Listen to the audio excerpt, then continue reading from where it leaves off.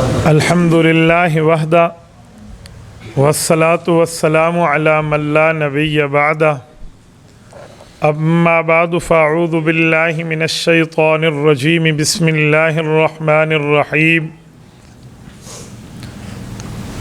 ما کان محمد ابا احد من رجالکم ولکن رسول اللہ وخاتم النبیین وکان اللہ بکل شیء علیما عن ابی ہریرہ رضی اللہ تعالی عنہ قال قال رسول اللہ صلی اللہ علیہ وسلم انا خاتم الانبیاء وانتم آخر الامم او کما قال علیہ الصلاۃ والسلام صدق اللہ العظیم وبلغنا رسولہ النبی الامی الکریم ونحن على ذلك لمن الشاہدین والشاکرین والحمد للہ رب العالمین۔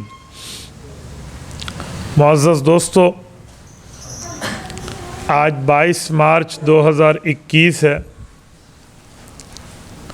آپ کے یہاں صوبہ سندھ سکھر میں تحفظ ختم نبوت صلی اللہ علیہ وآلہ وسلم کے عنوان سے چند باتیں میں آپ کی خدمت میں عرض کر رہا ہوں۔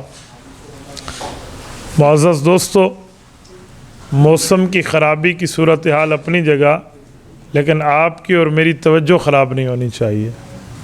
میں آج دن 2 بجے لاہور سے بائی روڈ چلاؤں اور میں فکس آپ کے سامنے اپنے ٹائم پر بیٹھا ہوں، اور میرے چہرے پر آپ کو کوئی تھکاوٹ نظر نہیں آ رہی ہوگی، اور میرے دلائل میں بھی آپ کو کوئی تھکاوٹ نظر نہیں آئے گی۔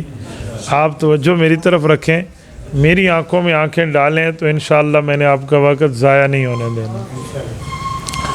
میرے دوستو، اللہ رب العزت نے انسانیت کی ہدایت کے لیے انبیاء کرام کا سلسلہ جاری اور ساری فرمایا ہے۔ انبیاء کرام آتے ہیں اور آ کر بندوں کو اس کے خالق کی تعلیم دلاتے ہیں۔ یہ سلسلہ حضرت آدم علیہ السلام سے شروع ہوا ہے اور رسول اللہ صلی اللہ علیہ وآلہ وسلم پر ختم ہوا ہے۔ حضرت آدم علیہ السلام اس دھرتی پر پہلے انسان اور پہلے نبی ہیں۔ رسول اقدس صلی اللہ علیہ وآلہ وسلم اس دھرتی پر اللہ کے آخری نبی ہیں۔ آخری نبی کا مطلب کیا ہے؟ اگر ہم یہ مطلب سمجھ جائیں تو ہمارے ذمے اعتراضات حل ہونا شروع ہو جائیں گے۔ آخری نبی کا یہ مطلب نہیں ہے کہ حضور پاک صلی اللہ علیہ وآلہ وسلم کے بعد حضرت عیسیٰ علیہ السلام نہیں آئیں گے۔ آخری نبی کا یہ مطلب ہے کہ حضور علیہ السلام کے آنے کے بعد کوئی نبی پیدا نہیں ہو سکے گا۔ جب ہم یہ کہتے ہیں نا کہ حضور پاک آخری نبی ہیں، نیا نبی نہیں آئے گا، تو قادیانی سازش کرتے ہوئے مسلمان کے ایمان پہ ڈاکہ ڈالتے ہوئے کہتے ہیں آپ لوگوں کا عقیدہ ہے حضرت عیسیٰ علیہ السلام آئیں گے، یا تو حضرت عیسیٰ کی حیات کے عقیدے سے دست بردار ہو جاؤ، اور یا حضور پاک کے بعد نبوت آنے کا عقیدہ رکھ لو۔ جو سادہ بندہ ہوتا ہے، جس کے علم میں دین کی معلومات نہیں لیکن دین کا درد ہوتا ہے، تو وہ سوچتا ہے یار بات تو ٹھیک ہے، جب حضور پاک علیہ السلام کے بعد کوئی نبی نہیں آئے گا تو کوئی نبی میں تو حضرت عیسیٰ بھی شامل ہیں، تو کیا ہم نے حضرت عیسیٰ کے آنے کا عقیدہ رکھا ہوا ہے، لہذا حضرت عیسیٰ نہیں آئیں گے۔ اور پھر قادیانی ختم نبوت کے عقیدے کی روک تھام کے لیے ایک جھوٹی حکایت بھی سناتے ہیں۔ وہ کہتے ہیں بابا قرآن کریم کی آیت میں ہے حضرت عیسیٰ علیہ السلام کو رب نے فرمایا میں نے تمہیں وفات دی ہے اور اس کے بعد آپ کی روح کو اوپر اٹھا لیا ہے، تو جب قرآن کریم میں لکھا ہوا ہے تو آپ حضرت عیسیٰ کے آنے کا عقیدہ جو مانتے ہیں دراصل غلط ہے، ختم نبوت کے خلاف ہے، تو عام بندہ ان کی یہ بات مان لیتا ہے۔ میرے بھائیو، یہ بات نہیں ہے۔ اس کی غلطی بنیادی کیا ہے کہ ہم نے اپنے عقیدے کو سمجھا نہیں ہے۔ ہم سمجھ جائیں گے، قادیانی اعتراض نہیں کرے گا، اور اگر قادیانی سمجھ جاتا تو وہ قادیانی نہ رہتا۔ وہ عقیدہ یہ ہے حضور پاک کے بعد کوئی نبی پیدا نہیں ہوگا۔ اصل لفظ کیا ہے؟ حضور پاک علیہ السلام کے بعد کوئی نبی پیدا نہیں ہوگا۔ جب ہمارا عقیدہ یہ ہوگا تو پھر حضرت عیسیٰ علیہ السلام کے آنے اور نہ آنے سے فرق نہیں پڑتا۔ حضرت عیسیٰ علیہ السلام آ رہے ہیں تو پہلے سے پیدا شدہ ہیں، حضور پاک کے بعد تو پیدا نہیں ہوئے۔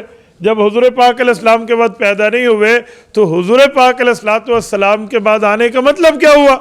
تو یہ بات سراسر غلط ہے، ایسی بات ٹھیک نہیں ہے۔ ایک بات میں آپ کی خدمت میں مزید سمجھاتا ہوں۔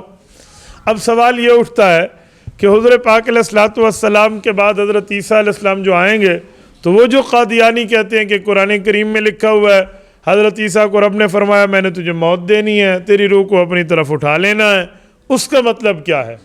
یہ بات یاد رکھیں، ختم نبوت کے عقیدے کی توہین کے لیے جو قادیانی لفظ پیش کرتے ہیں وہ اس آیت کا مطلب سمجھیے۔ اللہ رب العزت کے نبی ہیں حضرت عیسیٰ علیہ السلام۔ حضرت عیسیٰ علیہ السلام کا دورہ شروع ہے۔ اس وقت کے یہودی حضرت عیسیٰ اور ان کے اوپر نازل ہونے والی کتاب انجیل کے مخالف ہیں، اور وہ حضرت عیسیٰ علیہ السلام کی جان لینا چاہتے ہیں۔ تو یہودیوں نے ایک وفد ڈیلیگیشن تشکیل دیا جو آ کر حضرت عیسیٰ علیہ السلام کے اوپر حملہ آور ہو اور حضرت عیسیٰ علیہ السلام کو شہید کر دے۔ تو یہودی یہ وفد لے کر حضرت عیسیٰ علیہ السلام کے پاس آئے اور وہ یہ چاہتے تھے کہ ہم حضرت عیسیٰ علیہ السلام کو مار دیں اور جا کر اعلان کریں کہ ہمارا مخالف عیسیٰ بن مریم قتل ہو گیا، نہ اب عیسیٰ رہا نہ اس کے اوپر نازل ہونے والی انجیل رہی، اب ہم یہودیوں کو دورہ ہوگا۔ قرآن کریم اس واقعے کو یوں ذکر فرماتا ہے وَإِذْ قَالَ اللَّهُ يَا عِيسَىٰ إِنِّي مُتَوَفِّيكَ وَرَافِعُكَ إِلَيَّ۔ اے عیسیٰ علیہ السلام آپ اللہ کے نبی ہیں، اللہ فرماتے ہیں میں آپ کو وصول کر لوں گا اور اپنی طرف اٹھا لوں گا۔ اب قادیانی کہتے ہیں متوفی کا معنی تو وفات ہوتا ہے، آپ نے وصول کہاں سے لیا؟ ہم نے کہا دیکھو ہر جگہ توفی کا معنی وفات نہیں ہے، توفی کا معنی یہ ہے کہ اے میرے مولا اٹھا لے۔ وفات اصل میں اٹھانے کو کہتے ہیں، موت کو نہیں کہتے۔ وفا کہتے ہیں پورا کرنے کو۔ دیکھو کہتے ہیں کہ الکریم اذا وعد وفا، فرمایا شریف بندہ وہ ہوتا ہے جب وعدہ کرتا ہے تو وفا، موت دے دیتا ہے نہیں، پورا کرتا ہے۔ تو وفا کا ایک معنی اگر موت ہے تو توفی کے اندر جو وفا ہے اس کا ایک معنی پورا وصول کرنا ہے۔ تو وہ کہتے ہیں ادھر آپ موت کا معنی کیوں نہیں کرتے؟ ہم کہتے ہیں اس کی وجہ ہے۔ اب توجہ میں بات سمجھو گے تو آپ کی عقل سے جملہ سلپ نہیں ہوگا۔ یہودی چاہتے تھے حضرت عیسیٰ کو پکڑیں اور قتل کر دیں۔ حضرت عیسیٰ علیہ السلام آئے ایک کمرے میں، جب کمرے میں آئے باہر یہودی کھڑے ہیں، رب نے فرمایا عیسیٰ ڈرو نہیں، انی متوفیکا ورافعک الیہ، میں تمہیں وصول کر کے اپنی طرف اٹھا لوں گا اور یہودیوں سے بچا لوں گا۔ ہم نے تبھی یہ معنی کیا کہ یہودیوں سے رب بچائے گا۔ اگر اس کا معنی موت والا کریں تو اس سے مطلب یہ ہوا کہ جو کام یہودیوں نے کرنا تھا وہ اللہ نے کر کے یہودیوں کا کام آسان کر دیا۔ یہودی چاہتے تھے ہم مار دیں تو اللہ نے مار لیا اور روح اٹھا لیا۔ نہ بابا، اللہ پاک نے یوں فرمایا انی متوفیکا، میں تمہیں ان یہودیوں سے بچا کر مکمل وصول کر لوں گا۔ ورافعک الیہ، اے میرے مولا کیسے وصول کرے گا؟ فرمایا تجھے اوپر اٹھا لوں گا۔ اگر رافعک الیہ کا معنی روح اٹھانا ہے تو روح تو ہر بندے کی اٹھتی ہے، وہ جو روح ہر انسان کی نکلتی ہے اس کی روح بھی اللہ اٹھا لیتے ہیں۔ تو روح اٹھانے کا مطلب روح اٹھانا ہوا تو پھر ہر کی اٹھتی ہے۔ اس میں عیسیٰ علیہ السلام کی خصوصیت کیا ہے؟ عیسیٰ علیہ السلام کی خصوصیت تب بنتی ہے جب اللہ انہیں روح اور جسم دونوں سمیت اٹھائے۔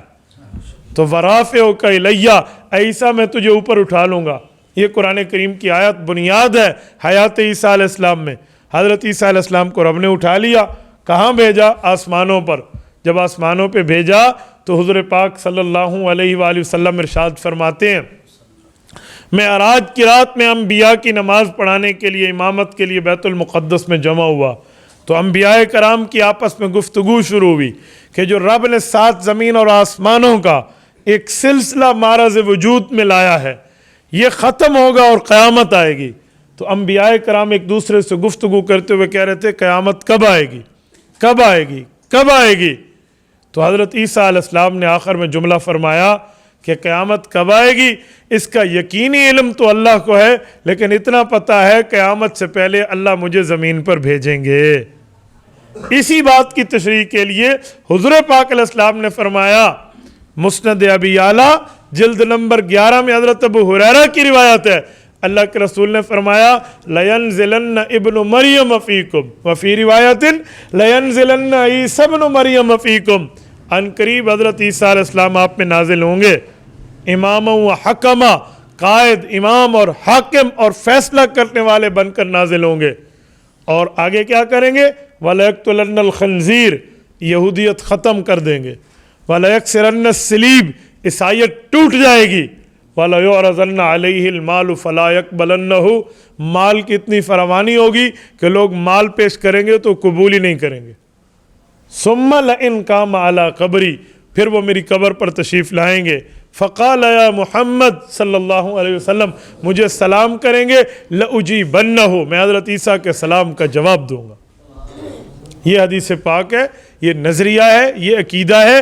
تو حضرت عیسیٰ علیہ السلام نے تو حضور کے بعد آنا ہے، تو حضرت عیسیٰ کے نازل ہونے سے ختم نبوت میں کوئی فرق نہیں آتا، کیونکہ ختم نبوت کی تعریف یہ ہے کہ حضرت عیسیٰ علیہ السلام، حضور پاک علیہ السلام کے بعد کوئی نبی تقریر میں نے کی ساری یہی ہے، پھر آپ نے وہی پرانی تعریف شروع کر دی۔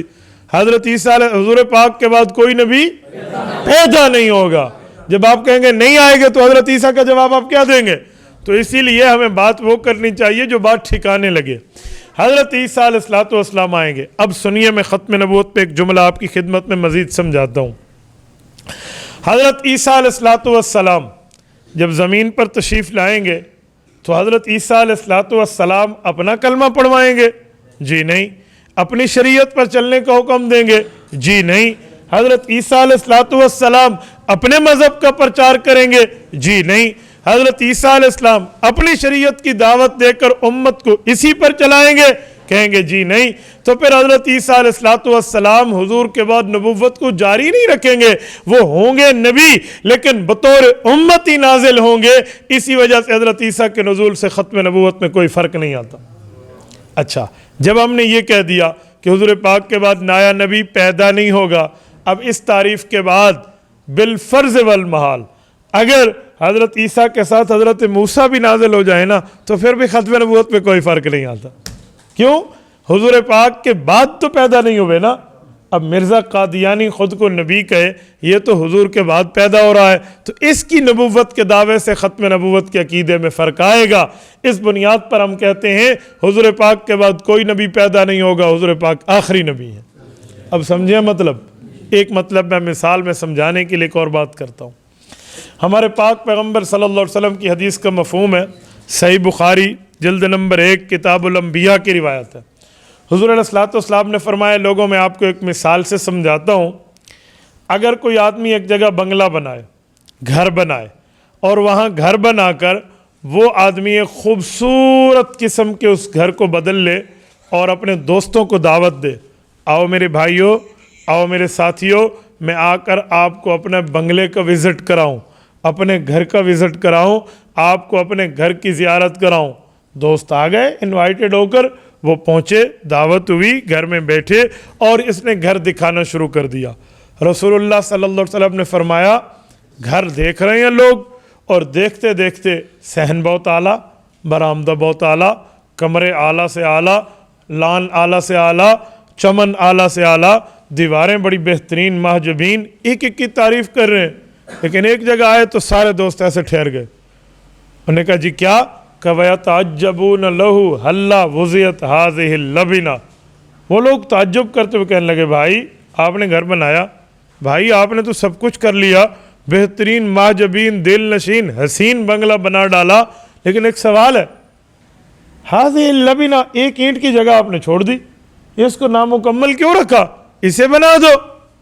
تو وہ کہتے ہیں اگر یہ ایک اینٹ میں پوری کر دوں جی گھر مکمل ہو جائے گا۔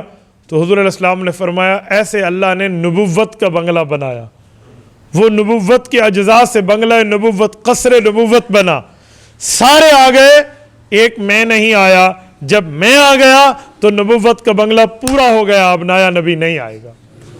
فَأَنَا اللَّبِنَ وَأَنَا خَاتِمُ النَّبِيِّينَ، فرمایا وہ آخری حصہ میں ہوں، اس وجہ سے میرے آنے کے بعد وہ بنگلہ مکمل ہو گیا۔ تو ختم نبوت کا مطلب یہی ہے کہ حضور پاک کے بعد نیا نبی پیدا نہیں ہوگا۔ حضرت عیسیٰ علیہ السلام کے آنے کا تعلق ختم نبوت کے خلاف نہیں ہے، یہ مرزے نے اپنی جان چھڑانے کے لیے خواہ سے ٹانگ اٹکائی ہے اور امت کو حیات عیسیٰ علیہ السلام کے عقیدے کا انکار سمجھایا ہے، جو بات بنتی نظر نہیں آتی۔ حضور پاک کا ختم نبوت کا مسئلہ اور ہے، حضرت عیسیٰ علیہ السلام کا آسمان سے نازل ہونے کا مسئلہ اور ہے۔ اس کی مثال ایسی ہے کہ دو لفظ آپس میں جڑتے نہیں ہیں، کوئی جوڑ دے، کوئی پوچھے بھئی آج کون سی تاریخ ہے، اگلا کہے گا جی آج کی تاریخ ہے 22 مارچ 2021، وہ کہے گا جی ہاں مسجد میں 2 پنکھے لگے ہوئے ہیں، تو اگلا کہے گا جی مسجد کے 2 پنکھے لگے ہونے سے 22 مارچ 2021 سے کیا واسطہ؟ بھئی ان پنکھوں کا اس سے کیا تعلق؟ تو نے اپنی طرف سے جوڑ دیا۔ تو یہ ایسے ہی ہے، حضرت رسول اللہ کے بعد نیا نبی پیدا نہیں ہوگا، یہ کہتے ہیں حضرت عیسیٰ علیہ السلام نازل نہیں ہوں گے، بھئی حضرت عیسیٰ کا حضور کی ختم نبوت سے کیا واسطہ؟ ختم نبوت کا معاملہ اپنی جگہ۔ اس پر میں ایک بات آپ کی خدمت میں سمجھانے کے لیے مزید عرض کرتا ہوں۔ عقیدہ ختم نبوت اتنا واضح ہے کہ اسے قرآن کریم نے کھول کھول کر بیان کیا۔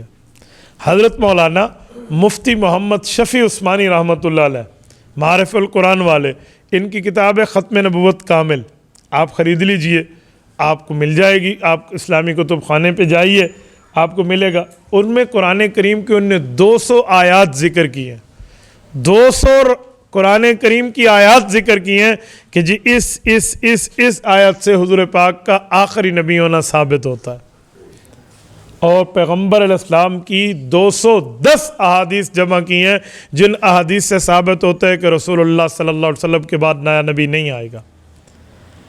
میرے دوستو، آیات اور احادیث کے مطالعے کے ساتھ ایک جملہ میں آپ کو مزید سمجھاتا ہوں۔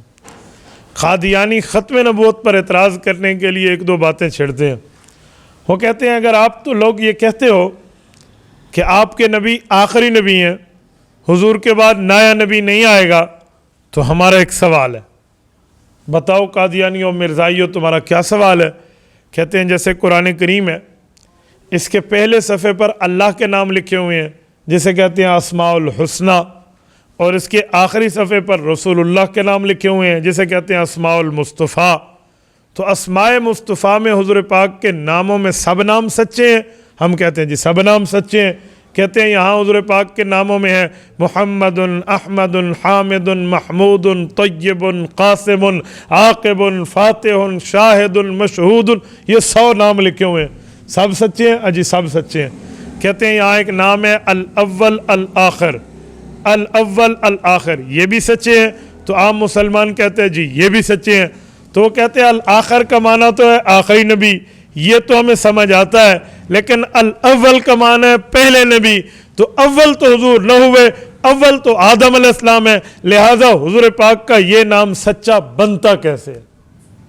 جو عام بندے کے سامنے سوال آئے تو اس نے تو ہل جانا ہے کہ دیکھو جی بات ٹھیک ہے، الاول کا معنی ہوتا ہے پہلا ہونا، الآخر کا معنی ہوتا ہے آخری ہونا، حضور آخری تو ہیں، پہلے نبی تو نہیں ہے، پہلے نبی تو حضرت عیسیٰ حضرت آدم علیہ السلام ہے، تو الاول کا مطلب کیا ہے؟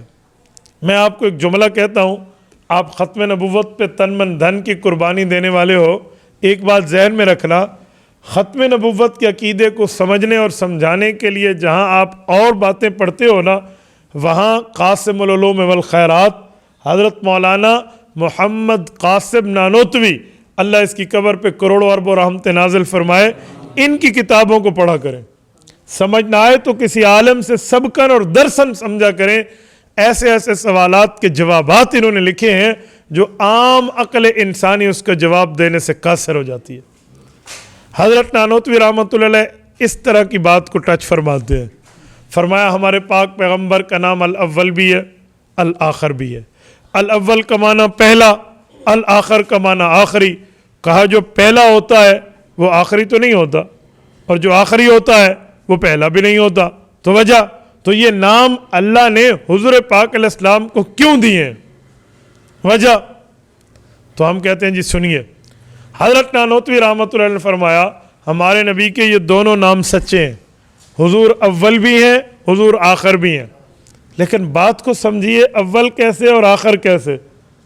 کہتے ہیں بعض چیزیں پہلے ہوتی ہیں، بنتی پہلے ہیں، لیکن پہلے نظر نہیں آتی، وہ نظر سب سے آخر میں آتی ہیں۔ وہ کیسے؟ میں ایک جملہ آپ کو سمجھاتا ہوں، توجہ رکھنا۔ इमारत की बुनियाद है ना, तो जो पहले ईंट लगती है वो पहली तो होती है, लेकिन रखने में पहली है। नज़र कब आएगी? नज़र आखिरी पहले आएगी, लेकिन जब आप उसको उखेड़ेंगे तो वो ईंट पहले नज़र आएगी। जो पहले पहले रखी गई थी वो आखिर में नज़र आएगी सारी खोदने के बाद। इसको एक और मिसाल से लें तो आप समझा सकते हैं। आपने गोल दायरा बनाना है ना, तो गोल दायरा आप हाथ से बनाएंगे तो आपका हाथ हिलेगा, वो टेढ़ा हो जाएगा। तो उसके बनाने के लिए एक आला होता है, उस आले को क्या कहते हैं? पलकार। आपने देखा है ना, दो नोकों वाली होती है, एक में उसकी लोहे की चोंच होती है और एक में पेंसिल, पेन, मार्कर कुछ भी ठहरा दें, उसके ऊपर लोहे की नोक से सहारा लेते हैं और पेन के साथ उसको या पेंसिल के साथ उसको घुमाते हैं, तो उससे क्या बन जाता है? गोल दायरा। तो ये गोल दायरा बनने में अल अव्वल वल आखिर आपको समझ आएगा। मैं मिसाल देता हूँ। बिल्कुल ब्लैंक पेपर लीजिए, सफ़ेद कागज़ लीजिए, आप रख दीजिए, पलकार हाथ में लें, पहली नोक का सहारा रखें और उसके बाद गोल दायरा बनाएं। जब आप पहली नोक रखेंगे तो उससे एक छोटा सा डाट बन जाएगा, एक छोटा सा निशान बन जाएगा, एक नुक्ता सा लगेगा उसके सहारा लगने से। फिर उसके बाद पलकार घूमेगी, गोल दायरा बन जाएगा। अब दायरा बना बाद में है और वो नुक्ता बना पहले है, लेकिन फर्क है, नुक्ता बना पहले है, नजर पहले नहीं आता। गोल दायरा बना बाद में है, नजर पहले आता है। वो जो नुक्ता पहले बना था वो कब दिखेगा? वो उस वक्त नजर आएगा जब पलकार को उठा लेंगे। तो जो नुक्ता पहले बना था वो नजर बाद में आया, तो हम कहेंगे ये नुक्ता बनने में अव्वल है, दिखने में आखिर है। बनने में पहला है, नजर आने में आखिरी है। तो फरमाया हमारे पाक पैगंबर कौन है? जिनकी वजह से इस कायनात को वजूद दिया गया, जिनकी बदौलत, जिनकी बाबत, जिनके वसीले, तवस्सुल और वास्ते से इस चार दांगे आलम को रखा गया है। तो हमारे पाक पैगंबर वजूद में अव्वल हैं, बनने में। लेकिन उसके बाद सब आए आए आए अंबिया, लेकिन जब चीफ गेस्ट ने आना, मेहमान खुसूसी ने आना था, फिर हुजूर पाक जो बने पहले थे रब से लाए आखिर में हैं, तो हुजूर बनने में अव्वल हैं, आने में आखिर है। तो अल अव्वल भी हैं, अल आखिर भी हैं। लिहाजा ये एतराज़ नहीं हो सकता कि हुजूर तो पहले नबी हैं तो हुजूर आखिरी नबी कैसे हो सकते हैं? तो जो पहले है वो आखिरी कैसे हो सकता है? जहत तब्दील हो जाए तो पहला पहला भी हो सकता है, पहला आखिरी भी हो सकता है। जहत तब्दील हो जाए, जहत का फ़र्क होता है। मैं मिसाल है, मौलाना आपका नाम? इमामुद्दीन। इमामुद्दीन। आपके वालिद का नाम? सैफुद्दीन। सैफुद्दीन। आपकी शादी है? कितने बच्चे हैं? 7 बच्चे हैं। अब मैं पूछ रहा हूं इमामुद्दीन, आप वालिद हैं? कहते हैं जी हां। किसके? 7 बच्चों के। आप बेटे हैं? कहते हैं जी हां। किसके? सैफुद्दीन के। अब एक बंदा कहे भाई ये वालिद है या बेटा है?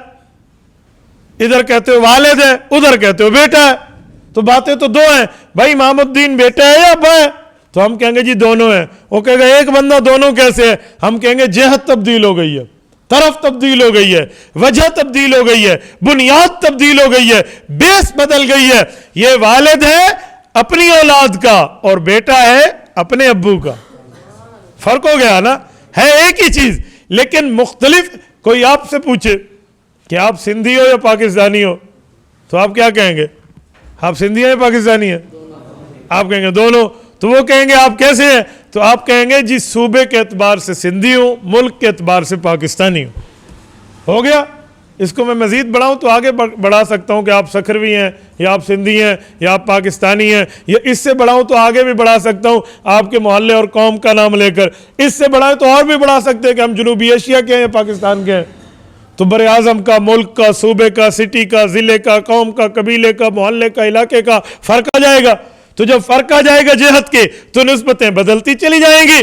फरमाया इसी तरह ही हुज़ूर पाक अलैहिस्सलाम अव्वल भी हैं, आखिर भी हैं, पहले भी हैं, आखिरी भी हैं। पहले हैं बनने के एतबार से, आखिरी हैं आने के एतबार से। तो एक चीज़ मुख्तलिफ हो जाती है तो इसको एतराज़ के ज़ुमरे में नहीं लेते। तो हमारे नबी अल अव्वल भी हैं और हमारे नबी अल आखिर भी हैं। तवज्जो रखना, मैं एक जुमला मज़ीद कह रहा हूँ, आपकी तवज्जो है या नहीं है? आप सारे लाते हैं, जवाब नहीं देते। توجہ ہے؟ سنیے، میں توجہ کے اوپر ایک بات کر رہا ہوں. یہ میں مثال اس لیے دے رہا ہوں کہ حضرت قیم الامت حضرت تھانوی رحمۃ اللہ علیہ فرماتے ہیں جب واسطہ علماء سے ہو پھر دلیل دیتے ہیں، واسطہ عوام سے ہو پھر مثال دیتے ہیں. تو عوام کو مثال سمجھ آتی ہے بنسبت دلیل سے، تو میں ختم نبوت مثالوں سے سمجھا رہا ہوں. میں ایک بات مزید آپ کی خدمت میں کرتا ہوں، آنکھیں میری طرف اور توجہ رکھنا. رسول اللہ صلی اللہ علیہ وآلہ وسلم کو ایک بندہ نبی مانے لیکن آخری نبی نہ مانے، وہ مسلمان نہیں ہے. آپ کہیں گے کیسے؟ بھئی اس نے مانا ہے لیکن پورا نہیں مانا. ایک بندہ آپ کی خدمت میں کہے کہ میں تو اللہ کو مانتا ہوں لیکن 7 بتوں کو مانتا ہوں، آپ اسے مسلمان کہیں گے؟ اللہ کو ماننے والا تو مسلمان ہوتا ہے، آپ کیوں نہیں کہیں گے؟ آپ کہیں گے جی اس نے اللہ کو مانا ہے، پورا نہیں مانا، ادھورا مانا ہے، اس نے شیطنت کی ہے، دجل سے کام لیا ہے، بے ایمانی سے کام لیا ہے، اس نے اللہ کو مانا ہے لیکن ساتھ شرک کر دیا ہے. یہ جو ہم حج پہ جاتے ہیں یا عمرے میں تو ہم ایک تلبیہ پڑھتے ہیں، جو حضرات گئے ہیں وہ سمجھتے ہیں. تلبیہ کیا ہے؟ لبیک اللہم لبیک لبیک لا شریک لک لبیک ان الحمد والنعمت لک والملک لا شریک لک. کیا مطلب؟ لبیک اے میرے مولا میں حاضر ہوں.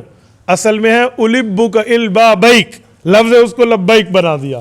اے میرے مولا میں آپ کی خدمت میں حاضر ہوں، اے میرے مولا میں آپ کی خدمت میں حاضر ہوں اور میں گواہی دیتا ہوں آپ کا شریک کوئی نہیں ہے. ان الحمد والنعمہ، وہ آپ کی تعریف ہے یا آپ کی طرف سے نعمت جو ہمیں عطا ہوئی ہے. لک والملک، وہ تمام بادشاہی آپ کی ہے.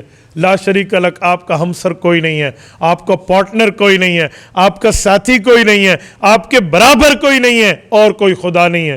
یہ ہم کہتے ہیں. اسی طرح کا تلبیہ ابو جہل کہتا تھا. جب کعبے کے پاس پہنچتا تو وہ بھی تلبیہ کہتا تھا. وہ کہتا تھا لبیک اللہم لبیک لبیک لا شریک لک لبیک ان الحمد والنعمہ لک والملک لا شریک لک. یہاں 7 لا شریک لک ایک جملہ بڑھا تھا، کہتا الا تملکہ، اللہ تیرا کوئی شریک نہیں ہے، اللہ تیرا کوئی ساتھی نہیں ہے، تو اکیلا ہے، بس جسے تو اختیار دے دینا وہ بت بھی تیری طرح اللہ بن جاتے ہیں. وہ پورا تلبیہ پڑھنے کے باوجود صرف ایک لفظ کے اضافے سے ابو جہل مشرک اعظم بنا، مسلمان نہیں بنا، بے ایمان بنا. ایماندار نہیں کہلایا، بے ایمان کہلایا. کیوں؟ یہ غلط کر رہا ہے. ایسے ہی توحید اس بندے کی توحید بنتی نہیں ہے جو اللہ کی وحدانیت میں کسی اور کو شریک کر لے. تو میرے دوستو، ایسے کوئی بندہ حضور علیہ السلام کو نبی مانے کہ میں تو حضور علیہ السلام کو نبی مانتا ہوں، آمنہ کو در یتیم مانتا ہوں، محبوب رب العالمین مانتا ہوں، سب کچھ مانتا ہوں، لیکن حضور کے بعد نایا نبی مانتا ہوں. اس کی مثال ابو جہل والی ہے. جیسے اس نے عقیدہ توحید پورا نہیں مانا، غیر مسلم ٹھہرا، اس نے بھی عقیدہ رسالت پورا نہیں مانا، غیر مسلم ٹھہرا. اچھا، ایک سوال مزید ہے. قادیانیوں سے جب بات ہو نا اور وہ اس مسئلے پہ پھنسیں، پہلے تو عام قادیانی مانتا نہیں ہے کہ بھائی میرا مسلمانوں سے باہر ہونے کا کوئی واسطہ ہے یا نہیں ہے. عام مسلمان کہتے ہیں جی میں تو، عام قادیانی کہتے ہیں جی میں مسلمان ہوں. میرے ساتھ ایک واقعہ ایک دن پیش آیا. کالج میں ایک لڑکا پڑھتا تھا تو ایک لڑکی سے اس کی یاری لگ گئی، دوستی لگ گئی. وہ دوستی، ان کی ریلیشن شپ اب جو ہے نا وہ رشتے میں بدلنے پر بات آ گئی، بھی شادی کرنی چاہیے. دونوں طرف کے ماں باپ بھی راضی ہو گئے. اور جب بات آئی نا رشتے پر اور جب دین کی بات چلی تو لڑکی قادیانی نکلی.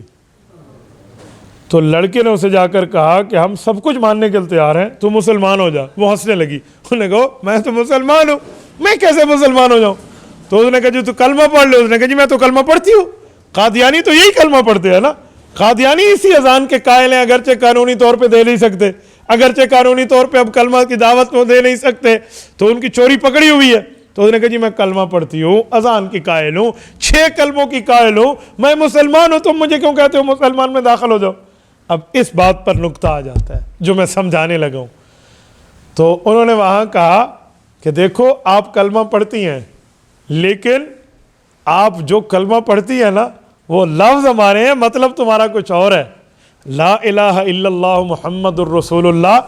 حضور پاک صلی اللہ علیہ وآلہ وسلم صرف نبی نہیں ہے. حضرت موسیٰ نبی ماننا ضروری، حضرت عیسیٰ نبی ماننا ضروری، حضرت یوسف و یعقوب، زکریا و دانیال، ابراہیم و اسماعیل، انہیں نبی ماننا ضروری. حضور پاک کے لیے دو چیزیں آ جائیں گی, نبی بھی مانیں گے, آخری نبی بھی مانیں گے. اب نیا نبی نہیں ہوگا تو آپ کا کلمہ رائے گاں جائے گا جب تک ختم نبوت نہیں مانو گے. آپ کی اذان برباد جائے گی جب تک ختم نبوت نہیں مانو گے. آپ کے 6 کلمے کیا 60 کلمے بھی پڑھ لیں, آپ کا ایمان نہیں بنے گا جب تک اس کلمے والے کو خاتم النبیین نہیں مانو گے. میرے دوستو, اگر ختم نبوت کا انکار ہو جائے نا تو ہم قادیانیوں کو یہی سمجھاتے ہیں, جو ان کی عوام ہوتی ہے نا انہیں ہم کہتے ہیں کہ تمہارے مربیوں نے, قادیانی کے مولوی کہتے ہیں مربی, ہمیں کہتے ہیں تمہارے مربیوں نے تمہیں پھدو لگایا ہوا ہے, 56 نمبر کی ٹھاپ دی ہوئی ہے تمہیں ان نے گمراہ کر رکھا ہے اور کفر کو مزین کر کے تمہیں اسلام دکھا رکھا ہے. تم سادے بندے ہو, تم کبھی غور کرو. یہ ختم نبوت کا تاج رسول اللہ سے کھینچنے کی سازش ہے. کیوں؟ قادیانی جو ہیں ہم سے ایک بات کرتے ہیں کہ جی ختم نبوت کا معنی ہے حضور پاک کے بعد نبوت کا فیض سوکھ گیا ہے, تم نیا نبی میں نہیں ماننے دیتے. تو میں نے ایک قادیانی سے کہا کہ سوکھ گیا کا مطلب کیا ہے؟ کہتے جو تم کہتے ہو حضور پاک علیہ السلام آخری نبی ہیں, حضور پاک کے بعد نیا نبی نہیں آئے گا تو نبوت کا فیض تو خشک ہو گیا. تو میں نے کہا اچھا اس وجہ سے تم نے نیا نبی مانا تاکہ فیض جاری رہے؟ کہتے جی ہاں. میں نے کہا اچھی پٹی تجھے شیطان نے پڑھائی ہے, چلو ایک سوال میں پوچھتا ہوں اس کا جواب دو. جی کیا سوال ہے؟ میں نے کہا جی مرزے کے بعد کوئی نبی آئے گا تم میں؟ چلو جو مرزا ہے اس کے بعد کوئی نبی آئے گا؟ اب وہ میرے منہ کو دیکھے. میں نے کہا یار مجھے بتا دے مرزے کے بعد کوئی نبی آئے گا, کب آئے گا, کیسا ہوگا, کوئی نشانی, کوئی وشانی, کوئی علامت, کوئی تعارف, کوئی انٹروڈکشن, کوئی وضاحت, کوئی تشریح, کوئی مثال ہے تمہارے پاس؟ اب خاموش ہے. میں نے کہا بھائی حضور پاک کے بعد تو ہم کہتے ہیں نیا نبی نہیں آئے گا, جب نہیں آئے گا تو نشانی کیا ہے؟ ہاں دجال آئیں گے, حضور نے فرمایا ثلاثون کذابون دجالون کلہم یزعم انہ نبی اللہ. حضور نے فرمایا 30 دجال آئیں گے, جھوٹے ہوں گے, بے ایمان ہوں گے, ہر بندہ یہی گمان کرے گا بابا میں نبی ہوں. حضور نے فرمایا کوئی نبی شبی نہیں ہوگا, آخری نبی میں ہوں. ہمارے پاس تو بات پوری ہے. جو تم کہتے ہو حضور پاک کا فیض مسلمانوں نے سکھا لیا ہے اور آخری نبی کا ہے, چلو اب تو بتا تیرے مرزے کا فیض جاری ہے, اس کے بعد کوئی نبی آئے گا یا سوکھ گیا ہے؟ اب وہ جواب نہ دے. اگر وہ کہتا ہے نا کہ نبی جاری ہے تو وہ پھنسے گا, اور اگر وہ کہتا ہے کہ نبی جاری نہیں ہے تو پھر وہ کہے گا فیض تو سوکھ گیا ہے. میں نے کہا پر نالا پھر وہیں آ کر ٹھہر گیا ہے. بھئی میں نے کہا حضور پاک آخری نبی ہے, تو نے کہا جی مرزا آخری نبی ہے. اب اس کے لیے کوئی دلیل لے کرا. اب نہ جائے ماندن نہ پائے رفتن, نہ ان کے پاس کوئی جانے کی جگہ ہوتی ہے, نہ بھاگنے کے لیے پاؤں رکھنے کا کوئی معاملہ ہوتا ہے. فضول سی فضول پٹیاں پڑھا کے لوگوں کو گمراہ کرتے. قادیانی عوام قابل رحمت ہے, قابل رحم لوگ ہیں. انہیں ان کے مولویوں نے خراب کیا ہے, ان کے مربیوں نے خراب کیا ہے. عوام قادیانیوں کی ہمارے پتہ ہے حضرات کو کیا کہتے ہیں. مجھے ایک قادیانی سے گفتگو کا موقع ملا, وہ اسکول کا لڑکا تھا, اللہ پاک نے اسے ہدایت دی, وہ ہماری طرف آئے. کالج کا لڑکا تھا نا, وہ یونیورسٹی لیول پہ اور اسکول کالج کی برگر فیملی سے ریلیٹڈ تھا. تو جب وہ ہماری طرف آیا تو میں نے اس سے 1-2 باتیں پوچھی. میں نے کہا آپ علماء کے قریب نہیں جاتے, سارا دن علماء کو گالیاں دیتے ہو, یوں ہیں, تو تمہیں کوئی برگیڈ باقاعدہ تربیت میں تیار کرائی جاتی ہے کہ تم مولویوں سے مقابلہ کرتے رہو؟ انہوں نے کہا نہیں جی بات کچھ اور ہے. میں نے کہا کیا؟ کہتے ہیں آپ لوگوں میں غلطی ہے اور اس غلطی کے بینیفٹ اور اس کا فائدہ ہمیں ملتا ہے. وہ کیا ہے؟ کہتے تم لوگ جو غصے میں تقریر کر رہے ہوتے ہو یوں ہے, تو ہمارے مربی ہمیں دکھاتے ہیں دیکھو یہ تو کھا جائیں گے, بد اخلاق لوگ ہیں, سنجیدہ نہیں ہیں, فلاں نہیں ہے, انہیں بولنے کا طریقہ نہیں آتا, گلا پھاڑ کے بول رہے ہیں, آنکھیں ان کی سرخ ہو چکی ہیں, آواز ان کی اونچی ہو چکی ہے, یہ بولنے کا انداز ہے. Way of the talking in میں نہیں ہے, اصول گفتگو ان میں, وہ ایسی چیز سکھاتے ہیں. تو میں نے اس قادیانی سے کہا کہ جب وہ مسلمان ہو گیا تھا, میں نے کہا میرے بھائی یہ قادیانیوں نے تمہیں علماء کی نفرت دل میں نہیں ڈالی, یہ دراصل رسول اللہ صلی اللہ علیہ وسلم کی نفرت تمہارے دل میں ڈال رہا ہے. کہ جی وہ کیسے؟ میں نے کہا خطابت میں اس طرح سخت گفتگو کرنا جس میں آواز بلند ہو جائے, جس میں بات سخت ہو جائے, آنکھیں سرخ ہو جائیں, یہ سنت رسول سے ثابت ہے. صحیح بخاری کی حدیث ہے, حضرت ابو ہریرہ رضی اللہ عنہ ارشاد فرماتے ہیں ذرا کان کی کھڑکیاں کھول کے دل تک اس حدیث کو راستہ دینا. فرمایا قام رسول اللہ صلی اللہ علیہ وسلم فینا خطیبہ, حضور پاک علیہ السلام جب بیان فرمانے کے لیے کھڑے ہوتے ہیں نا تو احمرت عیناہ, حضور پاک علیہ السلام دلائل سناتے تو آنکھیں بعض اوقات سرخ ہو جاتی، وَعَلَىٰ صَوْتُهُ آواز قدرے بلند ہو جاتا، وَاشْتَدَّ غَضَبُهُ حضور پاک کا غصہ تیز ہو جاتا، كَأَنَّهُ مُنذِرُ جَيْشٍ صَبَحْكُمْ وَمَسَاكُمْ ایسے لگتا جیسے کوئی ایمرجنسی ہے، حالت اضطراری ہے، کوئی لشکر ہم پہ حملہ آور ہوتا ہے، حضور پاک ہمیں ڈرا رہے ہیں یا صبح حملہ آور ہو جائے گا یا شام آ جائے گا۔ تو مجھے کہنے لگا آپ مجھے حدیث پاک دکھا سکتے ہیں؟ میں نے بخاری سے حدیث پاک پیش کر دی تو سر پکڑ کے بیٹھ گیا کہ علماء تو رسول اللہ صلی اللہ علیہ وسلم کی نیابت میں، حضور پاک کی وراثت میں ہی کام کرتے ہیں، اور یہ قادیانی کیسے بے ایمان ہے؟ یہ علماء کا جوش دکھا کر جو باقاعدہ سنت رسول سے ثابت ہے، ہمیں ہمارے دل سے ہمارے پیغمبر کی عظمت کو ختم کر رہے ہیں۔ میرے بھائیوں، جام شیریں کے نام پر شراب بیچی جا رہی ہے، اسلام کے نام پر کفر بیچا جا رہا ہے، حلال گوشت کے نام پر کتے کا گوشت بیچا جا رہا ہے، یہ قادیانیت ہے، یہ کوئی مذہب نہیں ہے۔ یاد رکھیں، کوئی مذہب گالیوں پر مشتمل نہیں ہوتا۔ ریلیجن، مذہب، وہ اپنے اصول، آداب، قواعد، ضوابط رکھتا ہے، وہ جھوٹا ہو یا سچا ہو۔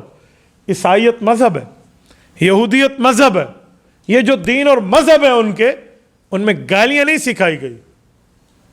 جو مذہب بندے کو گالیاں سکھائے وہ مذہب نہیں ہے، وہ شیطنت ہے، وہ بغاوت ہے۔ قادیانی مرزے کی کتنی گالیاں ہیں۔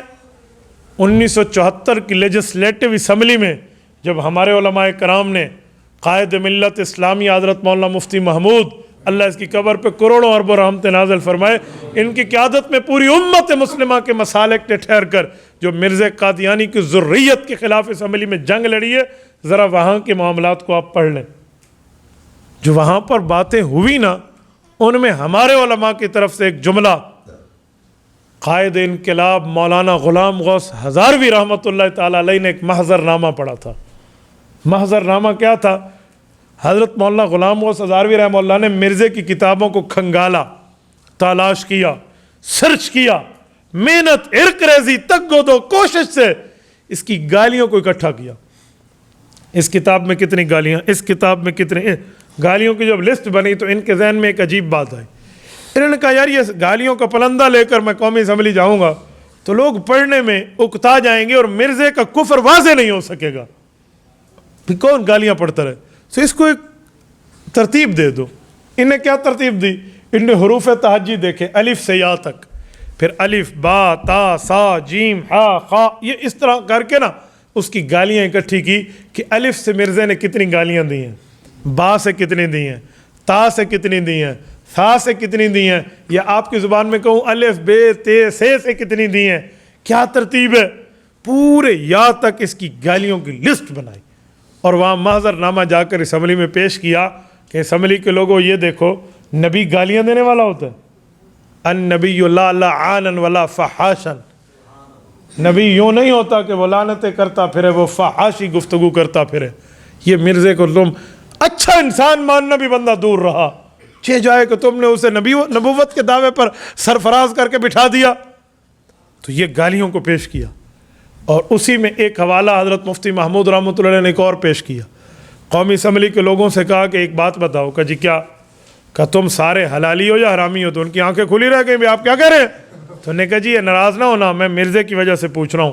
انہوں نے کہا وہ کیسے؟ کہ جی پہلے سارے بتاؤ کہ جی ہر بندہ حلالی ہے، خود ہم حلالی ہیں، ہم اپنے ماں باپ پر اعتماد کرتے ہیں۔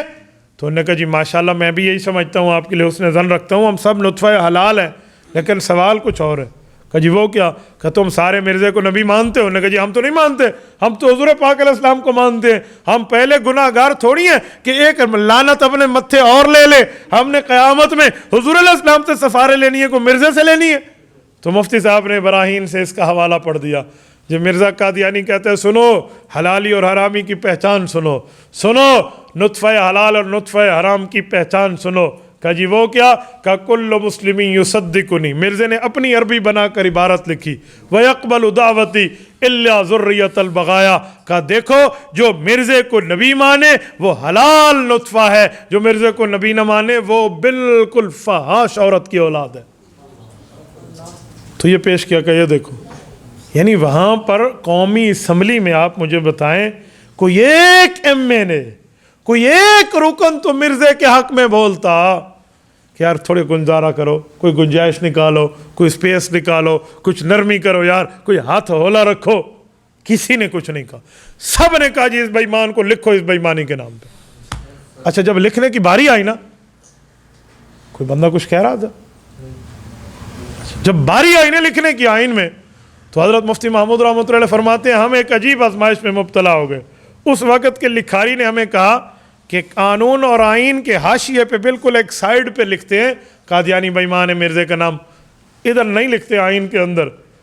تو مفتی محمود رحمہ اللہ نے کہا جی 10,000 بندوں کی قربانی سید عطا اللہ شاہ بخاری رحمہ اللہ کے دور میں آئی ہے، اور ہم ساری امت اکٹھی ہو کے مرزے کو یہاں کافر ثابت کر کے 13 دن کی محنت کر کے 3 دن کے انہیں موقع دے کر بیٹھے ہیں، وہ خود کو مسلمان نہیں مان سکے، آپ اس بے ایمان کا آئین میں نام نہیں لکھتے. تو اس لکھاری نے کہا کہ مفتی محمود صاحب آپ تو عالم دین ہیں، آپ تو بہت اچھے ہیں، مرزا تو بڑا بے ایمان نام ہے، اس کے نام سے آئین پلیت ہو جائے گا، تو اس پلیت نام کو ادھر نہیں لکھنا چاہیے. تو حضرت مفتی صاحب فرماتے اللہ پاک نے میرے دماغ میں بہت زبردست بات ڈالی. تو میں نے انہیں کہا کہ بھائی قرآن کریم پاک کتاب ہے. انہوں نے کہا جی پاک ہے، پاک کرتی ہے، آگے جو پڑھے وہ پاک ہو جاتا ہے. تو کہا قرآن میں شیطان کا نام ہے، فرعون کا نام ہے، قارون کا نام ہے، حامان کا نام ہے، یہ سارے بے ایمانینوں کے نام اللہ نے ذکر کر کے ان پر رد فرمایا ہے. تو فرعون، شیطان، قارون، حامان، ان بے ایمان اور کفار کے نام سے قرآن پلیت نہیں ہوتا تو اس نام سے بھی آئین پلیت نہیں ہوتا، لکھنا پڑے گا. یہ ایک ڈنڈی ماری گئی تھی، لیکن مفتی محمود رحمۃ اللہ علیہ کی جلالت علمی کی شان نے اس ڈنڈی کو ختم کر دیا تھا. تو میری بات کا مطلب کیا ہے کہ یہ مذہب ہے جس میں گالیاں دی جائیں. جو مذہب گالیاں سکھاتا ہے، جو مذہب لعنتیں سکھاتا ہے، جو مذہب کسی سے بیزاری اور تبرہ سکھاتا ہے، وہ مذہب نہیں ہے، وہ فتنہ ہے، وہ سازش ہے، وہ بغاوت ہے. مذہب وہ ہوتا ہے جو اپنے اصول، ضوابط، قاعدے رکھتا ہے. تو کوئی قادیانیوں کو مذہب کہے نا تو ہم کہتے ہیں بابا آپ کا مطالعہ نہیں ہے. بھائی مذہب کے لیے کوئی اصول و فروع ہوتے ہیں، کوئی سر پاؤں ہوتا ہے یار. ہماری سرائکی میں کہتے ہیں کوڑ او مارو جرا کچھ چھجے تے کچھ پھبے. تو جو جھوٹ چل ہی نہ سکے آپ اس کو لے کر آگے چلتے ہیں، تو اس جھوٹ کو لے کر آگے کہاں تک چلیں گے؟ تو اس لیے قادیانیت مذہب نہیں ہے. یہ 5ویں بات میں نے کی ہے. میں اس پر 6واں جملہ آپ کی خدمت میں رکھتا ہوں سمجھانے کے انداز میں عقیدہ ختم نبوت پہ.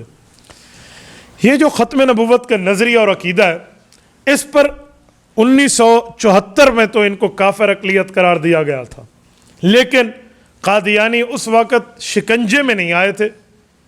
یہ اذان بھی دیتے تھے، نماز بھی پڑھتے تھے، دعوت بھی دے رہے تھے، مسجد بھی مسجد، اپنی مسجد کو مسجد کہہ رہے تھے، اپنی عبادت گاہ کو عبادت گاہ کیا، اسے ہم مرزاڑا کہتے ہیں، وہ اس کو مسجد بھی کہتے تھے. تو ہمارے علماء کرام نے اس کے بعد بیٹھ کر حضرت خواجہ خان محمد رحمۃ اللہ علیہ کی قیادت میں ایک ترمیم اور منظور کروائی. وہ کیا تھی کہ جی قادیانی اگر ہے غیر مسلم تو یہ اذان کیوں دے گا، یہ کلمہ کیوں پڑھے گا، یہ اپنی عبادت گاہ کو مسجد کیوں کہے گا، یہ دین کی دعوت کیوں دے گا، خود کو مسلم کیوں کہے گا. پابندی ہونی چاہیے. آئین ترمیم ہوئی، سب کچھ ہوئی، آرڈیننس آیا، صدارتی آرڈیننس میں پابندی لگ گئی اور یہ ختم ہو گیا. آج قادیانی خود کو مظلوم ثابت کرتے ہیں. انٹرنیٹ پہ جو دوست بیٹھے ہیں نا انہیں گمراہ کرنے کو پر تیار ہیں. عوام کا ذہن یہ ہے کہ قادیانی کافر تو ہیں، تو قادیانی یہ چال چلتے ہیں کہ جی ہمیں کافر اقلیت تو قرار دے دیا گیا، اب یہ بھی ظلم ہے، ہم حضور کا کلمہ بھی نہیں پڑھ سکتے، یہ بھی ظلم ہے، ہم اپنے آپ کو مسلمان بھی نہیں کہہ سکتے، او بابا یہ بھی ظلم ہے، ہمیں دعوت دینے سے بھی منع کر دیا گیا ہے. تو ہمارے جو سادے ہوتے ہیں نا، جن کے دل میں دین کا درد تو ہے، دین کا علم نہیں ہے، وہ کہتے ہیں جی انہیں موقع دینا چاہیے، کلمہ پڑھ لیں مسلمان ہو جائیں گے، کلمہ پڑھنے سے کیا مسئلہ ہے. آپ نے ایسے روک لگا رکھی ہے، بیچارے اذان نہیں دے سکتے، اذان دینے دیں، حوصلہ کریں، دل بڑا کریں. نہ بابا آپ سمجھے نہیں ہیں، سمجھے نہیں. دیکھیں قادیانی جب کلمہ پڑھتا ہے نا تو لا الہ الا اللہ میں الا اللہ کہہ کر اللہ کو اللہ ہی مانتا ہے، لیکن محمد الرسول اللہ میں محمد صلی اللہ علیہ وسلم کا نام لے کر وہ محمد سے مراد حضور نہیں لیتا. مرزا قادیانی کی کتابوں میں لکھا ہوا ہے محمد خود اتر آئے ہیں قادیان میں. وہ قادیانی مرزے کو محمد کہتا ہے تو جب ہم کہتے ہیں لا الہ الا اللہ محمد الرسول اللہ تو ہم محمد الرسول اللہ صلی اللہ علیہ وسلم مراد لیتے ہیں، اور وہ لفظ محمد کہہ کر مرزا مراد لیتا ہے۔ تو اس بنیاد پر اسے کلمہ پڑھنے کی اجازت کیسے دی جا سکتی ہے؟ آپ کہیں گے جی کیسے لیتے ہیں، اس کی کتابوں میں لکھا ہوا ہے۔ جب اس کی کتابوں میں دجل لکھا ہوا ہے، بھئی میں موبائل کو موبائل کہتا ہوں، ایک بندہ گلاس کو موبائل کہتا ہے، تو فرق نہیں ہو گیا؟ تو اس بنیاد پہ وہ کلمے کی دعوت نہیں دے سکتا۔ وہ اپنی عبادت گاہ کو مسجد کیوں کہتے ہیں؟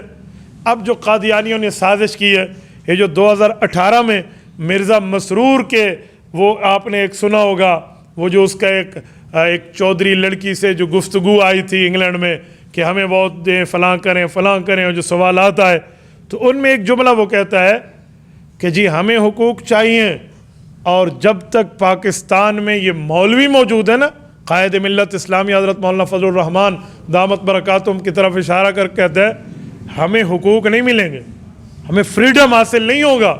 کیوں؟ وہ جانتا ہے کہ فریڈم کا مطلب کیا ہے، اور ہم سمجھتے ہیں کہ فریڈم کا مطلب آزادی ہے، بھئی ہر بندہ خود آزاد ہے، وہ آزاد۔ جی نہیں، یہ مطلب نہیں ہے۔ قادیانیوں کے ہاں فریڈم کا معنی یہ ہے کہ ہمیں مسلمان کہا جائے، قادیانیوں کے ہاں آزادی کا معنی یہ ہے کہ ہمیں مسلمان ڈکلیئر کیا جائے۔ وہ کہتے ہیں ہمیں ووٹ کا حق یہ نہیں دیتے، ہمیں آئینی حقوق نہیں دیتے۔ آج ہمارے وزراء اور مشیرین بھی یا تو بندہ عقل سے پیدل ہے، پتہ نہیں ہے کہ وزراء اور مشیرین کو کہ حقوق دینے کا مطلب کیا ہوتا ہے، یا قادیانیت نوازی شروع ہے۔ یہ جو کہتے ہیں نا جی قادیانیوں کو حقوق ملنے چاہیے، سمجھو ہم بھی کہتے ہیں ملنے چاہیے۔ ہم عیسائیوں کو حقوق دینے کے لیے ملک میں تیار ہیں، اقلیت برادری سے کوئی ہمارا پھڈا نہیں ہے۔ پارسی پاکستان میں ہندو آپ کے سندھ میں سب سے زیادہ پورے ملک سے موجود ہیں، ہمارا ان سے تو کوئی پھڈا نہیں ہے، ہم ان کو حقوق دینے کے لیے اقلیتی برادری کو تیار ہیں۔ لیکن وہ لوگ جتنی اقلیت یہاں موجود ہیں، وہ سب اقلیتیں یہ بات مانتی ہیں کہ ہم مائنارٹی ہیں، ہم اقلیت ہیں، ہمارا اپنا مذہب ہے، ہمارا اپنا دین ہے، ہمارا اسلام سے کوئی واسطہ نہیں ہے۔ تو قادیانی بھی خود کو اقلیت مان لے، مائنارٹی مان لے، اور کہے میرا اسلام سے کوئی تعلق نہیں ہے، سارے حقوق اسے دے دو، ہمیں کوئی نہیں مسئلہ، جو حق دینا ہے دے دو، جو آئین قانون سے دیتے آپ دے دے، ہمیں کوئی اعتراض نہیں ہے۔ لیکن وہ خود کو مائنارٹی نہیں مانتا، آئین کو ایکسیپٹ نہیں کرتا۔ فنڈامنٹل آف رائٹس کس منہ پر مانتا ہے؟ کس منہ پر وہ اپنے بنیادی حقوق مانتا ہے کہ جو مجھے دیے جائیں؟ جو ہمارے آئین کو نہ مانے، قانون کو نہ مانے، ہماری دستاویز کو نہ مانے، اور ہم شاہ سے زیادہ شاہ کے وفادار بن کے کہ جنہیں حقوق ملنے چاہیے، یا یہ بے وقوفی پن ہے اور یا قادیانیت نوازی ہے۔ بھئی ایک بندہ خود کو آئین کے دیے ہوئے حق کے مطابق صاحب حق نہیں مانے، ہم نے کوئی کھوتی کو ہاتھ لگایا کہ ہم اس کے گھر میں جا کے حقوق دیتے پھرے؟ بابا ہم وہی حقوق دیں گے جس بنیاد پر اسے حقوق ملنے چاہیے۔ تو یہ ایک عجیب بات ہمارے میڈیا کے طور کے اوپر مسلمانوں کے دماغوں میں ڈالا جاتا ہے۔ تو اس بات کا مطلب سمجھا کریں کہ جو جملہ کہا گیا کس بنیاد پہ کہا گیا، کیسے کہا گیا۔ اور ایک جملہ میں مزید آپ کو کہتا ہوں، آج کل کہتے ہیں یہ ختم نبوت کا قانون جو ہے نا کہ گستاخ کو پھانسی دو، یہ اس کا غلط استعمال ہوتا ہے۔ کچھ عرصہ پہلے پنجاب کے گورنر کو جو ہے نا کیا کہتے ہیں، اس کے انجام آتم تک کسی عاشق نے پہنچایا تھا اسی بنیاد پر کہ اس نے گستاخ رسالت کے قانون کو کالا قانون کہا تھا۔ تو کیا کہتے ہیں جی یہ اس کا استعمال غلط ہوتا ہے۔ یاد رکھیں جب سے یہ قانون بنا ہے آج تک اس کا صحیح استعمال تو قانون نے کیا ہی نہیں ہے۔ کسی گستاخ کو تم نے پھٹے لائے، کسی گستاخ کو پھانسی لگائے، اس پر تو آئین میں قانون میں کوئی بات چلتی ہے تو اسے راتوں رات فرار کرا دیا جاتا ہے۔ جب آئین اس کے شکنجہ اس میں ڈالتا ہے تو آپ فرار کرا لیتے ہیں، اور کیا کہہ دیا جاتا ہے، اچھا یہ تو بے وقوف تھا، پاگل تھا، ذہنی معذور تھا، اسی لیے نبوت کا دعویٰ کر بیٹھا۔ ہم کہتے ہیں کہ جو حضور کی گستاخی کرے وہ جب پکڑا جائے تو ذہنی معذور ہو جاتا ہے۔ میں حیران ہوں یہ کیسے پاگل ہیں، کیسے بے وقوف ہیں، کیسے مجنون ہیں جو پاگل پنے میں نبوت کا دعویٰ کرتے ہیں، آرمی چیف بننے کا تو دعویٰ نہیں کرتے۔ میں تو بہت حیران ہوں ان گستاخوں پہ۔ کوئی گستاخ کہے کہ I am army chief of the Pakistan army, کوئی کہہ دے نا کہ میں جی چیف آف آرمی اسٹاف ہوں، کوئی کہہ دے میں چیف آف پولیس ہوں، کوئی کہہ دے جی میں صدر پاکستان ہوں۔ اس کے لیے تو کوئی نہیں کہتا۔ ان پاگلوں کی سوئی اٹکی ہوئی نبوت کے منصب پر ہے۔ یہ کوئی پاگل واگل نہیں ہے، یہ پاگل بنے ہوئے ہیں۔ صرف بعض بندے خود کو بناتے ہیں، ہوتے نہیں ہیں۔ میں ایک بار بہت پرانی بات ہے، بس میں سفر کر رہا تھا اور بالکل فرنٹ سیٹ میں ہم بیٹھے تھے، تو ڈرائیور سے گپ شپ چل رہی تھی، اجی یہ بات وہ بات وہ بات، تو وہ گاڑی بہت تیزی میں چلا رہا تھا نا، وہ بس ٹرانسپورٹ. راستے پہ ایک لنگڑا فقیر ٹھہرا تھا ایک کونے پر. تو میرا ذہن تھا باتوں باتوں میں کہ یہ تھوڑی بریک مارے گا، کوئی ایسا کرے گا، وہ بیچارے کا تھوڑا معذور ہے تو اس کا کوئی احترام کیا جائے. تو جب یہ گاڑی والا اس کے قریب گیا نا اور وہ گزرنے لگا، سڑک پار کرنے لگا، اس نے مزید اسپیڈ دی اور پریشر ہارن بجایا. تو میں نے غصے سے اس کو دیکھا کہ یار آپ زیادتی کر رہے ہیں. اسی اسنا میں وہ لنگڑا جس کی ٹانگ ٹوٹی ہوئی تھی نا، اس نے اپنی ٹانگ کھولی اور دونوں ٹانگوں سے بھاگ کے دور دور چلا گیا. تو جو میرا غصہ تھا نا وہ ہنسی میں کنورٹ ہو گیا. تو میں نے اس ڈرائیور کو پہلے تو کہہ رہا تھا یار حیا کر تو، پھر میں نے کہا یار یہ کیا بات ہے. اس نے کہا سائیں آپ پہلی بار بیٹھے ہوں گے، ہمارے روز کا واسطہ ہے، ہمیں پتہ ہے، ہم ان لنگڑوں وگڑوں کو جانتے ہیں، کہاں سے کیسے گزرنا ہے، کس طرح چلنا ہے ہمیں پتہ ہے. یہ لنگڑے نہیں ہیں، لنگڑے بنے ہوئے ہیں. تو میرے دوستو اسی طرح ہی کا معاملہ یہاں پر ہے. حیران ہو جاتا ہوں کہ عقل مند نہیں ہے، یہ بے وقوف نہیں ہے، عقل مند ہے. جب نبوت کے بارے میں بات آتی ہے تو پکڑے جاتے ہیں. انہیں یہ سمجھ آتا ہے کہ میں نبی ہونے کا دعویٰ کروں، انہیں یہ نہیں سمجھ آتا میں ایک تھانے کے SHO ہونے کا دعویٰ کر دوں. یار میں بہت حیران ہوں بعض اوقات انہی باتوں پہ. ہمیں یہ جو آسیہ ملونہ کا مسئلہ تھا، آپ کو پتہ ہے 295/C کا کیس کسے کہتے ہیں؟ گستاخی رسالت کا کیس ہے. اس کی تفتیش پولیس والا نہیں کر سکتا، انسپیکٹر نہیں کر سکتا، کانسٹیبل نہیں کر سکتا، ASI نہیں کر سکتا، SHO نہیں کر سکتا، DSP نہیں کر سکتا، SSP کرتا ہے، سینئر سپرنٹینڈنٹ پولیس، جو پورے ضلع کا ایک ہوتا ہے. اس لیول کا آدمی بیٹھ کے اس کی تحقیق اور تفتیش کرتا ہے. تو سید امین جو SSP ہے ننکانہ صاحب کا، اس ضلع کے بندے نے بیٹھ کے آسیہ ملونہ سے 2 بار تفتیش کی ہے. ہائی کوالیفائڈ آدمی ہے، اور 2 بار تفتیش کرنے کے بعد اس بندے نے جو قلم لکھ رہا تھا نا، اس قلم کو توڑ دیا ہے اور باہر نکل کے کہتا ہے کہ میں نے تو حضور پاک علیہ الصلوۃ والسلام پر کلمہ پڑھا ہے، اگر مجھے میری یہ ورزی پابند نہ کرتی تو شاید اس کی گردن قلم کر کے آتا ہے. تو اتنی بڑی گستاخ ہے. اسے ایک عدالت، چھوٹی عدالت کیس سنتی ہے، سزائے موت دیتی ہے. وہ اپیل کرتے ہیں بڑی عدالت میں، وہ اس کیس سنتی ہے، پھر عرصر 9 اس کی اپیل پر اسے سزائے موت ملتی ہے. اور جب بڑی سے بڑی عدالت سپریم کورٹ میں کیس آتا ہے تو اسے ایک ہی سماعت میں نمٹا دیا جاتا ہے کہ جی الزام ہے، الزام ہے، الزام ہے.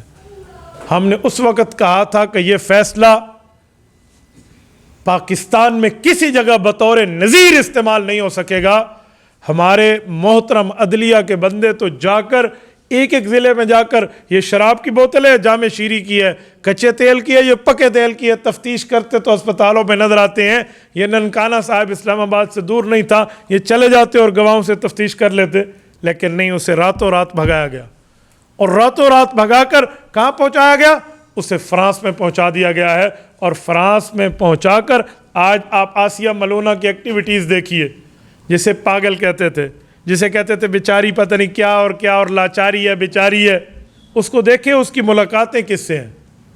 پریزیڈنٹ آف دا فرینچ، اسے فرانس کا صدر اپنے قریب بٹھا رہا ہے. کسی اور پاگل کو تو نہیں بٹھاتا وہ. آپ کہتے جی پاگل ہے، پتہ نہیں ہے، فلاں ہے، فلاں ہے، تفتیش ہونی چاہیے. یہ کیسی بات ہے بھائی؟ آپ ایک مستقل گستاخ رسول کو یوں آزاد چھوڑیں گے، پھر آپ کہیں گے کوئی قانون ہاتھ میں نہ لے. یار یہ کیسی بات ہو سکتی؟ تو رسالت مآب صلی اللہ علیہ وآلہ وسلم کی گستاخی کا اسلام میں سمیت تمام انبیاء کے کوئی تصور نہیں ہے. جب ہم گستاخی رسالت کے قانون اور آئین کی بات کرتے ہیں تو صرف حضور پاک کی بات نہیں ہے. 1,24,000 انبیاء ہمارے ایمان میں ویسے ہی محترم ہیں جیسے رسالت مآب صلی اللہ علیہ وسلم ہے. کسی نبی کی گستاخی پر وہی سزا ہے جو آمنہ کے در یتیم صلی اللہ علیہ وسلم کی گستاخی پر سزا ہے. تو جدید میڈیا نے جو خصوصاً چند مخصوص چینلز دیکھتے ہیں نا، ان کے دماغ گھومے ہوئے ہوتے ہیں. تو میں جب بھی ختم نبوت اور ناموس رسالت کی بات ہو تو یہ بات ساتھ ضرور ٹچ کرتا ہوں کہ خدا کے لیے آپ صرف میڈیا پہ انحصار نہ کیجئے، ختم نبوت کو اپنا ایمان سمجھ کر سمجھیے. ہم نے گناہ کیے، ہم میں بعض لوگوں کی شکلیں دینداروں کی ہوتی ہیں، بعض لوگوں کی شکلیں سنت رسول کے خلاف ہیں، گناہ ہے. ہمارا لباس سنت کے مطابق بھی ہوتا ہے، سنت کے خلاف بھی ہوتا ہے. ہماری شادیوں میں نیکیاں بھی ہوتی ہیں، گناہ بھی ہوتے ہیں. عام حالات میں بندہ گناہ بھی کر لیتے ہیں، نیکی بھی کر لیتے ہیں. تو یہ گناہ کم ہیں کہ ہم حضور پاک علیہ الصلوۃ والسلام کے بے ایمان سے تعلق رکھ کے اور بے ایمانی اپنے متھے لگا لیں. یار یہ کم ہے. یاد رکھیں پیغمبر علیہ الصلوۃ والسلام سے محبت یہ پہلی جز ہے. محمد کی محبت دین حق کی شرط اول ہے، ہو اگر اسی میں خامی تو سب کچھ نامکمل ہے. یہ بنیاد ہے. اختر شیرانی ایک شاعر تھا. اختر شیرانی جام لگاتا تھا، پیتا بھی رہتا ہے، میں چل رہی ہے شراب کی، مشاعرہ بھی چل رہا ہے. تھا مسلمان. ایک وقت ایسا آیا کہ وہ شاعر مشاعرے میں ٹن ہو کر وہ شعر پڑھ رہا ہے اور لوگ مختلف طرح طرح کے سوالات کر رہے ہیں. تو ایک بندے نے ایک عجیب سوال کیا کہ آج تو واہ واہ کر دیا اپنے مشاعرے میں، آپ نے تو آج ہمت کی انتہا کر دی ہے. انہوں نے کہا جی مجھ سے بڑا شاعر ہی کوئی نہیں ہے. تو لوگ بڑے حیران ہوئے، اپنے آپ کو اپنے استادوں سے بھی بڑا کہہ رہے ہیں. تو کسی نے کہا جی تیرا استاد. اس نے کہا وہ کسی کام کا نہیں ہے، سب سے بڑا میں ہوں. انہوں نے کہا جی فلاں کا. جی وہ کسی کام کا نہیں ہے، اس سے بڑا میں ہوں. تو کسی نے کہا وہ اقبال اور اسد اللہ خان مرزا غالب جیسے شاعر. انہوں نے کہا وہ ہوتے تو میرے تکی اور جوتیاں اٹھاتے، کسی کام کے نہیں. لوگوں نے جب دیکھا نا کہ یہ اب نشے میں ٹن ہے، تو اس وقت موجود ایک قادیانی ظالم بھی کونے میں بیٹھا ہوا تھا. اس نے سوچا آج اس کے ایمان پر رندہ چلانے کا وقت ہے.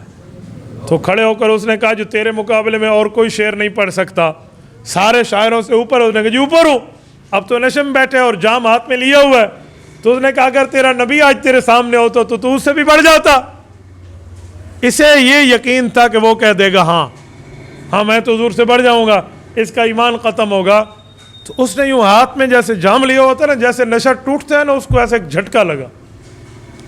اس نے ایسے یکایک سوچا کہ یہ بندہ کیا کہہ رہا ہے، یار مجھے میرے پیغمبر کی گستاخی کرا رہا ہے. تو اس نے وہ جام نیچے نہیں رکھا، اٹھا کے اس کے سر پہ پٹخ دیا اور چھلانگ لگائی اور نیچے گیا. وہ بندہ آگے دوڑا، یہ پیچھے. یہ روتا جا رہا ہے اور پکڑ اس کے پیچھے بھاگتا جا رہا ہے. آخر میں اس کو پکڑ لیا، آنکھوں سے آنسو ہیں اور اسے مار رہا ہے. اسے کہتے ہوئے ظالم میں گناہ گار ضرور ہوں، شرابی ضرور ہوں، خطا کار ضرور ہوں، میں نے نافرمانی ضرور کی ہے، لیکن میں حضور پاک سے محبت میں غدار نہیں ہوں. یہ ایک ہی تو پیغمبر علیہ السلام کی محبت میرے دل میں ہے، اور میں نے یہ قیامت میں سوچا ہے کہ اللہ مجھے حضور کی سفارش سے جنت دیں گے. اوہ ظالم تو یہ محبت بھی میرے دل سے نکالنا چاہتے اور مجھ سے بچے گا کیا؟ یہ اس بندے کی محبت بتا رہا ہوں جس کی شکل سنت کے مطابق نہیں ہے، جس کا لباس سنت کے مطابق نہیں ہے، جو شراب پیتے ہوئے بیٹھا ہے لیکن اس کے ایمان کی اندر کی روشنی یوں تیز ہے. انہیں کا ظالم جو بھی ہے لیکن مجھے حضور پاک کی سفارش پر اعتماد ہے، اپنی نیکیوں پہ کوئی گمنڈ نہیں ہے، تو وہ بھی ختم کرنا چاہتا ہے. تو مسلمان کے دل میں محبت رسول ہے. تو میرے دوستو اصل یہی محبت ہے جس کو اجاگر کرنے کی ضرورت ہے. اسی محبت میں ہماری دنیا بھی بہتر ہوگی، ہماری آخرت بھی بہتر ہوگی. اللہ آپ کو اور ہمیں حضور پاک صلی اللہ علیہ وسلم کی ختم نبوت ماننے کی توفیق عطا فرمائے، رسول اللہ صلی اللہ علیہ وسلم کا عشق ہمیں عطا فرمائے، پیغمبر علیہ السلام کی اتباع عطا فرمائے. اور جو قادیانی ہیں اور جو حضور پاک کے منکر ہیں ختم نبوت کے، میں ان سب کو آج کے اس پروگرام کی وساطت سے دعوت اسلام دیتا ہوں کہ آؤ رسول اللہ کے دامن رحمت میں آ جاؤ، آؤ رسول اللہ پر ایمان لے آؤ. آپ کو کھوکھلے نعروں سے آپ کے مربیوں نے تباہ و برباد کیا ہے، ان جھوٹوں پر لعنت بھیجو اور رسول اللہ صلی اللہ علیہ وسلم کے دامن ختم نبوت سے وابستہ ہو جاؤ. جزاکم اللہ تعالی. اقول قولی ھذا واستغفر اللہ وآخر دعوانا ان الحمد للہ رب العالمین. إلهي واسع الكرم ورب البيت والحرم إليك أتيت منكسرا